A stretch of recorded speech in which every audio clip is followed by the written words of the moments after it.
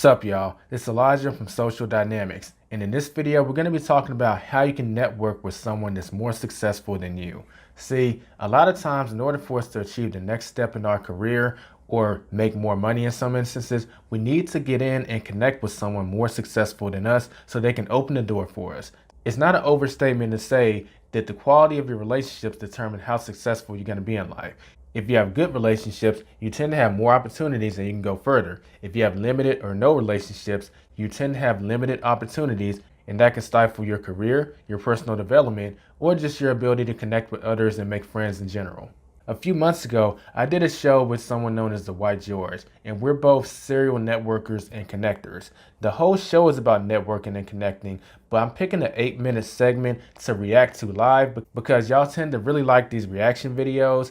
And oftentimes when I'm doing the podcast, I might have a thought or two that doesn't pop in my head when I'm actually doing the show. But if I watch it a second time, I might have some additional commentary. That's what we're going to be doing in this video. Don't forget to like this video if you find value in it, and subscribe if you're new. We're trying to get at least 100 subscribers so we can go ahead and pour more resources into this channel and I can start uploading more frequently. So if you find value in the video, don't forget to hit that subscribe button. It's greatly appreciated. Now let's go ahead and get into the video.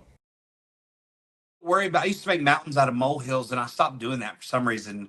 But now I don't. I have people tell me all the time, "You can't do this. I want to go film here. I'm gonna see if I can get permission." Oh no, they'll never let you. Or you have to go through proper channels. No, I don't. I know a guy who knows a guy, and I'm gonna call him right now, right? And that's how I get. I mean, that's how I get into places. I'm gonna. Can I share a story with you about networking? Oh, by all means. Okay, so I walked across America last year. I walked from New York to California. It took me 7.5 months to walk 2,800 miles. So prior to walking to this, I'd broken up with a girl and was homeless. So I am trying to make friends or connections with everybody I can, strangers on social media, to find financial support for this. One of the guys I reached out to owns a NASCAR team, like a Sunday NASCAR team, the number 44 car. They never win, but that's not the point. It's a 200-mile-an-hour billboard. Okay, that's their business model. So I reached out to him. I only had a couple of conversations. Then I walked across the country, didn't hear from him again. This past March, Morehouse College had a professional sports day on a Saturday. And I knew NASCAR was going to be there, Major League Baseball, and I think the NFL. Well, this was closed, but because I know some people at Morehouse, I got in, right? And I spent the whole week in Atlanta waiting on this day. I didn't know what was going to happen that day. I didn't know who was actually there. I just felt like I needed to be in that room. So I literally picked my life up, flew out of Boston to do some things, then to Atlanta, and sat here for that day. As soon as I walked in that auditorium, on stage is John, the guy that owns the NASCAR team. And I see him give me a little wave, right? I've only ever talked to him on DMs, and that was a year ago. So right after he comes up, he's like, "Man, you got to come to the race tomorrow." I'm like, "There's a NASCAR race tomorrow?" He's like, "Yeah." So we go to Atlanta Motor Speedway. He gives me pit passes and garage passes. I'm with the teams and crew chiefs while they're changing tires in the middle of the race. You know what I'm talking about? So I'm not. So I see a woman that I had met the previous year at homecoming, and she goes, "I want you to meet my boss." So I meet this guy named Mike, who owns the largest tailgating company in America. He owns 150 luxury motorhomes, and he needs help with social media. I have taken these RVs now to Vegas, to the Kentucky Derby, to Talladega, to Daytona.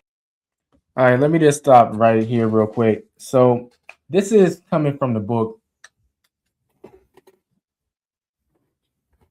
Go Pro by Eric Worre.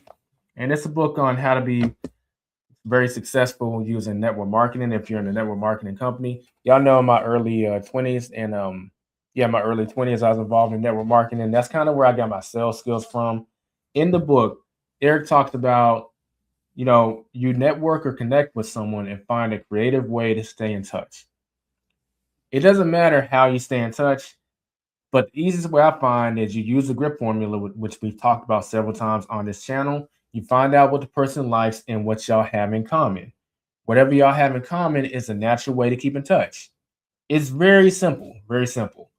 So if I find out that me and someone have, let's say, anime in common, because I used to be pretty big in anime back in the day, I might come across this clip on YouTube, and it's talking about like Yu Yu Hakusho and how good it is and how relevant it is now and all that stuff. I might just send them a clip like, yo, I just came across this on YouTube. I remember we're both big anime nuts, thought you would find this interesting. Then they message back, oh yeah, this is pretty interesting. I remember Yu Yu Hakusho, like he was my favorite character, like Dragon of the Darkness fame. That's just an example, but I'm finding a creative way of keeping in touch because of our similarities. What George is talking about here is he kept in touch via DMs, or he started a relationship via DMs, and that got him in the room in certain places. And guess what? Even if the person that you've been talking to doesn't end up becoming a client, you're in the room full of people that have big budgets that may need your service. Now, this isn't a sales channel necessarily, but I am going to talk about the money here because I'm reacting to a Side Hustler Society clip. So there is that money aspect, but let's just take the money aspect out of it. Let's just say you're looking to make more friends and just more connections, which might be able to further you in your career, or you just want to make more friends and more connections. Well, now you're in this room of full of a higher quality of people, higher, let me rephrase that. There's a certain type of person that ends up in these rooms, and you're in this room. So now you can network and connect with people who take this stuff a little more seriously, and you probably have a lot more in common with in the first place. That starts by finding a creative way of keeping in touch and being intentional about connecting with others. Powerful takeaway. Daytona. At Talladega, I took a $500,000 RV into the drivers and owners private lot, walked out, and there's Bubba Wallace sitting next to me, the driver, the only black driver in NASCAR. Just random. I'm like, I went to 7 races this year. In RVs. It hasn't cost me a dime. All because I reached out to John now 2 years ago, started conversation, knew I wanted to go to the event, ran into him. He invited me to the race. I met Mike. And now I'm inviting congressmen to go to races, NASCAR races this next year. I've already had several congressmen say they want to come out and go.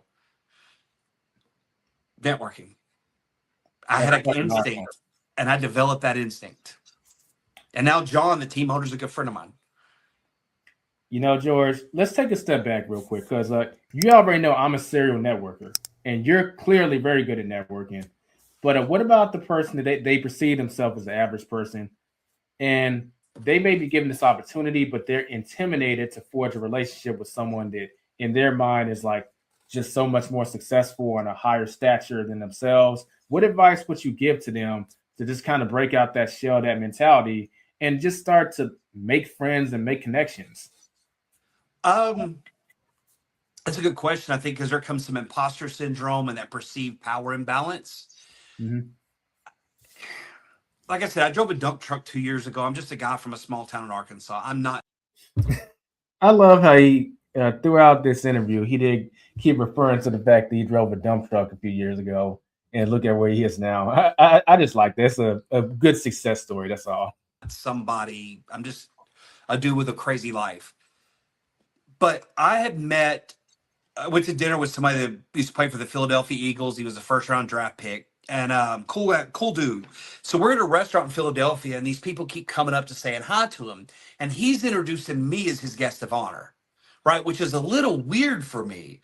But afterwards, I'm kind of like, I don't understand people's fascination with me, like some celebrities that are. And he's like, because game knows game. I'm like, what do you mean? He's like, we can't tell stories like you. He goes, I don't know anybody that does what you do. He goes, so in my mind, you're at the top of the pecking order. And he's an NFL Super Bowl player, right? He goes, in his mind, he's one of the best receivers in the league during his stint. He goes, so to me, I see you eye to eye, and that helps shape my perspective. Like I have quality and I have value right where I am doing what I'm doing to somebody that I deem as an expert in their field, right? That I was a little starstruck by, and they were starstruck by me. So I want people to understand that imbalance exists on both sides, but you're creating a narrative and perception about yourself. You don't have to be somebody for somebody to perceive you as somebody. Nicely put. I'm going to elaborate further on what George is talking about. So there are 4 categories when it comes to hierarchy and where you're at on the totem pole. There's finances, there's health and wellness, there's relationships, which networking and connecting does fall under relationships. We're not just talking about romantic relationships. And the 4th one is spirituality, which if you want to be technical, spirituality is kind of all of them combined since it affects all of them. But my point is that you want to network with someone who's highly successful in like finances, right?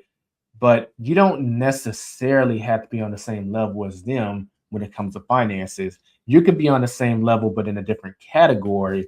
Like, let's say you're really good at relationships, at forging relationships, at networking and connecting. Well, guess what? You'll get an invite to the party because you are on their level in a different category.